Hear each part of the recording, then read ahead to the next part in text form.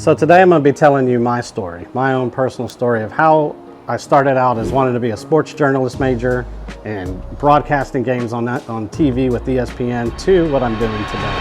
I started out by going to Sam Houston State University. I wanted to be obviously a sports broadcaster. Now again, keep in mind this is early 90s, all right? So we didn't have the internet. It was ESPN, it was your local Channel 2 or NBC, CBS affiliates. And if you were lucky enough to get on there, then hey, you made the big time, right? When the internet, all of that changed, but that was way after the fact for me. I went to school, I got through the first year, and they said, hey, if you're lucky enough, you might make $16,000 a year being a sports journalist guy, right? And then if you're really good and you get on with a station out in Wichita Falls, then you might top out at $50,000 a year. Well, for 18, 19, 20-year-old kid, you're like $50,000 a year. That's what I'm gonna top out at. I'm like, that's no money. So as I was going through school, and funny story, I was at a teller at a bank and I got actually let go because I went to a concert. And so when I came back to work, even though I gave them time off a couple of months beforehand, they still suspended me and terminated me for not coming in on a Saturday. Funny story, fast forward, my roommates were bartenders. And on a bartending night on a Thursday night, they called me and they're like, hey, you know, we have a guy up here that does satellite installs. And he's saying that you can make all this money doing satellite installs. The funny thing about that is they're like, Mike's a techie kind of guy. He can do this, you know, why don't you come up and meet him? So they put me on the phone with him and he goes, yeah, come up here and let's have a drink. I think I had just turned 21. I went up there and had a drink with him. And sure enough, he's telling me, hey, you can make $1,500 a week putting in satellite installs. And $1,500 a week in 1994, 1995 was a lot of money, right? I'm like, there's no way. Well, so sure enough, he goes out, he teaches me how to do it. I'm making $1,500 a week. You know, I'm working part-time, I'm not even working full-time. And I do that for a few years, right? And then he brings me into management. And as management, I started growing his company.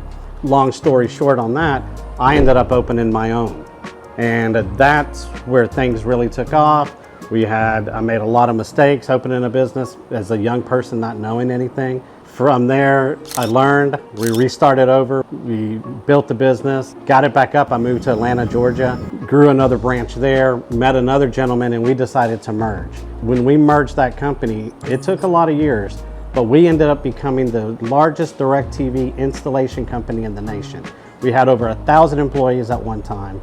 We were making tons of money coming in. It was awesome. But as technology brought us in, technology took us out. But we had gotten to the point where I was kind of bored. I was sitting at home, I was like, you know, what else can I do? Because I have all this extra free time.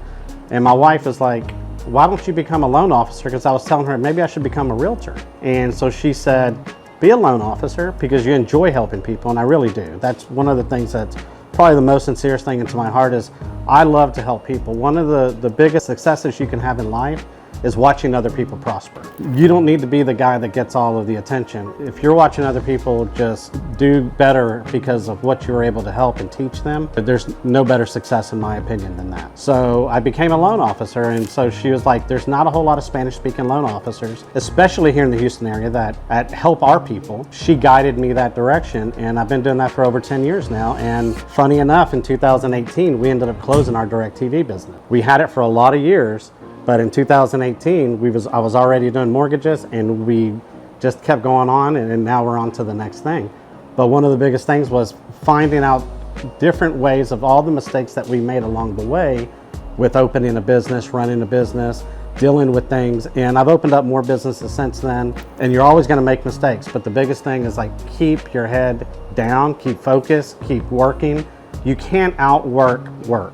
When other people are saying, you work too much, you're doing this, what you've got to understand is you're sacrificing for the greater good of what's going to come later. Like when we built that DirecTV company, there was a lot of sacrifice. There was a lot of late nights, there was a lot of travel, but when it was done and you had the final thing, and that's mostly what people see. They only see the finished product. They don't see everything that gets you there.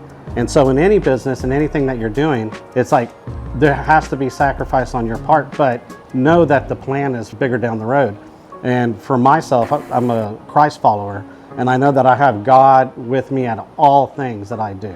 As He's guiding me, I have faith 100% that everything that He puts in front of me, every opportunity that I have, I listen to that, and there's some opportunities that I think they're great. He will close those doors and show me a different door.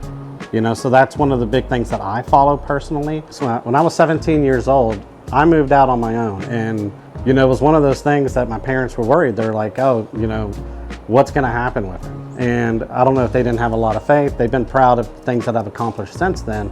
But I was a 17-year-old kid getting into the world and had no idea how I was going to get there. And there was a lot of late night struggles. A lot of times where my water was cut off, my electricity was cut off. I remember taking showers at rest stops just to get to work. I would have just enough just to get a taco from Jack in the Box for 99 cents. And that would be all that I would eat for the day. But you know what? It's one of those lessons that I learned in life, that never take anything for granted. And what you have now doesn't mean you're going to have it tomorrow. Be blessed on what you have. And we're very grateful that, things have turned out well for us. But at 17, I got with a roommate. We struggled.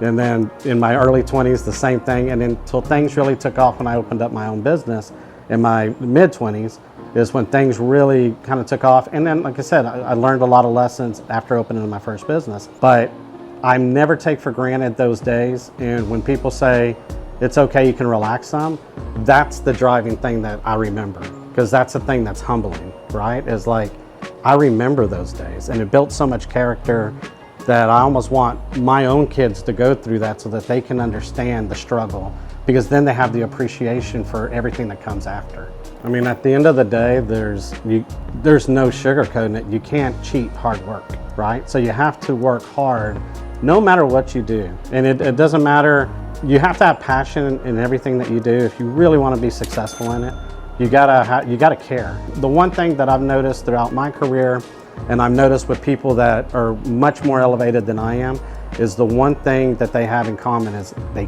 care. And if you don't care about what you're doing, then you need to get into something that you do care about, because you're never going to get to where you want to be unless you have your full self into it. And there you have it. That's a smidge of my career and my life a little bit, but it's something I want to share with you guys. And at the end of the day, care and hard work will always succeed.